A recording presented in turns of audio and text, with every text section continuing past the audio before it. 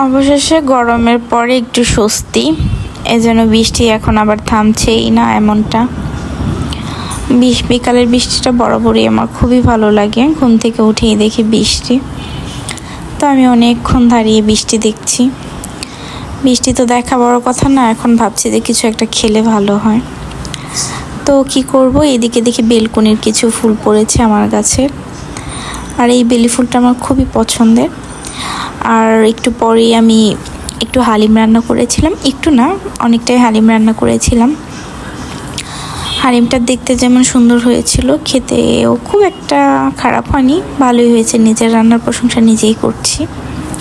পাশে এদিকে আমি কিছু বেরেস্তা ভেজে নিচ্ছি, আর আমি ফার্স্ট এই হালিমের সাথে খাওয়ার জন্য কিছু কেটে নিয়েছি, সালাদ এগুলো। আর ফ্রিজে কিছু মিষ্টি আনা হয়েছিল, সেগুলো আমি বের করে দেখছি। আর এই তো সন্ধ্যার দিকে একটু পপকর্ন, সব মিলে ভালোই লাগলো। বৃষ্টি ওয়েদার, টাটা।